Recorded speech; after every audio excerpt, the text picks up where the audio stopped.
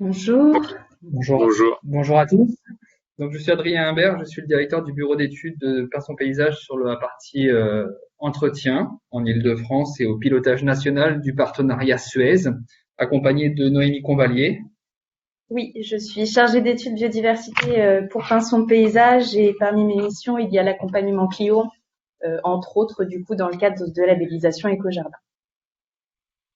Donc, dans le cadre de nos partenariats et du partenariat avec Suez et d'autres collaborateurs, puisque c'est comme ça qu'on les appelle chez Pinson, partenaires collaborateurs, on aide sur la mise en place et l'application des labels éco-jardin. Donc, comme vous pouvez le voir, je ne sais pas si tout le monde voit correctement l'écran, on accompagne notamment le groupe Séquence, l'immobilière 3F, Paris Habitat ou encore des grands donneurs d'ordre comme Suez, Aéroport de Paris, le CEA ou des gestionnaires immobiliers tels que l'ICAD.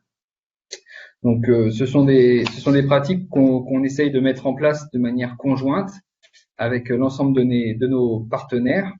Et notamment sur Suez, au pilotage national, on s'est aperçu qu'il y avait un vrai besoin. On a été sollicité pour le mettre en place, notamment sur le site du PEC avec Madame Chegard.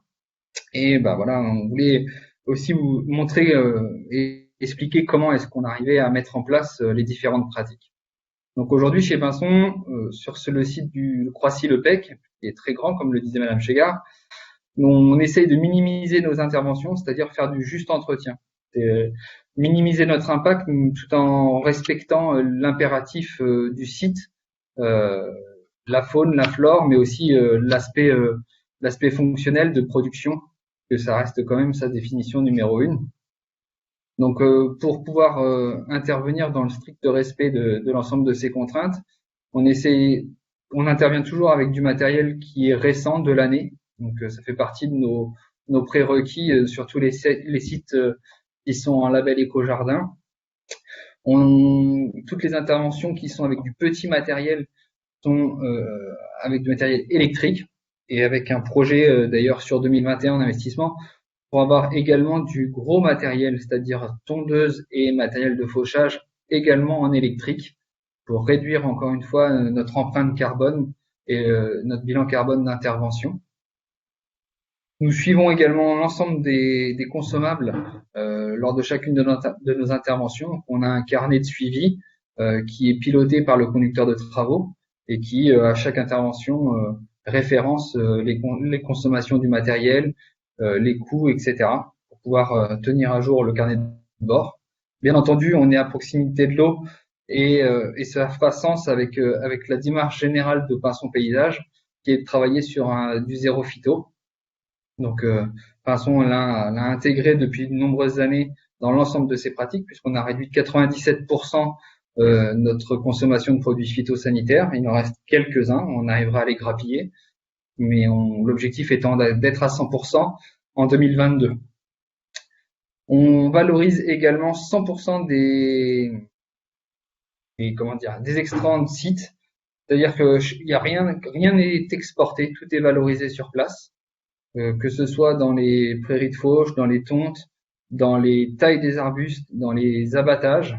Et là, je vais faire sens avec ce que disait Madame Chekar tout à l'heure, où il y a des projets d'aménagement, où on est en train de travailler avec le paysagiste pour évacuer zéro déchet bois, pour utiliser les sols en place et les valoriser, justement, les enrichir s'il y a besoin de les enrichir, et de planter du végétal local, c'est-à-dire produit en Île-de-France sur des pépinières d'Île-de-France d'un groupement de pépinières qui s'appelle le GIE francilien.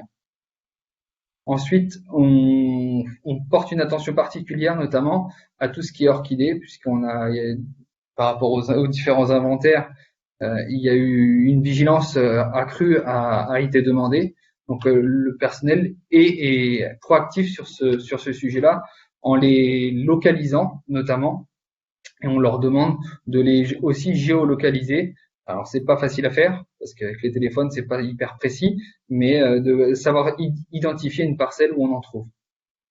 Et aujourd'hui, à l'échelle nationale du partenariat Pinson-Suez, on est en train de mettre en place un plan de gestion du juste entretien pour embrayer le pas sur le site du PEC Croissy qui va être un lanceur, on va dire, pour arriver à mettre en place d'autres labels et d'autres sites industriels, parce qu'il faut pas oublier que ça reste un site industriel, sur cette démarche-là, au pilotage national. Donc là, vous avez quelques exemples de quelques photos du site prises cette année. Donc on voit notamment les différents niveaux de fauche sur certaines prairies et aux abords des bassins. On voit aussi une diversité qui commence à se mettre en place petit à petit. Donc les choses s'acclimatent. Et comme le disait Madame Chegar, on prend possession et petit à petit on s'adapte. Également la pièce d'eau qui est à l'entrée, puisque comme le site le disait, est répartie. Il y a la partie industrielle, la partie administrative, et on voit une pièce d'eau qui accueille une certaine faune, une flore, qui aujourd'hui est laissée en autonomie, sans artificialisation, qui permet en définitive de voir un peu comment ça évolue et de constater, et pour pouvoir tendre vers une diversité, une faune, une flore diverses. Alors les actions de Pinson pour la labellisation, dans un premier temps, on fait des propositions en adéquation avec chaque site et les différents protagonistes. Comme le disait tout à l'heure, ici c'est un site, il y a une partie aide de bureau, une partie site industriel, donc faut pas oublier la sécurité, ce qui est une priorité, et l'accès aux différents puisages, etc. Donc dans toutes nos pratiques, on s'adapte à chaque type de site, puisque sur les 50 hectares, il y a vraiment différentes typologies. Au sein de l'entreprise Pinson, on a donc Madame Combalier, qui est notre chargée d'études biodiversité et qui est proactive avec l'ensemble de nos partenaires pour justement avoir son expertise. Aujourd'hui, Pinson Paysage a formé 100% de ses salariés terrain à la gestion différenciée, mais c'est pas tout. Ils n'ont pas l'intégralité des savoirs et des connaissances. Donc Noémie vient en complément faire le lien entre nos clients partenaires, notre personnel et les bonnes dynamiques à pouvoir mettre en place. On s'appuie sur elle également pour mettre en place des plans de gestion différenciés en partenariat avec les besoins du site, les impératifs aussi économiques et environnementaux. Un suivi, bien entendu, comme on l'a dit tout à l'heure, de l'ensemble des consommations d'eau, d'intrants, extrants, tout ce qui est attrait au site et à nos interventions sur les sites de Suez.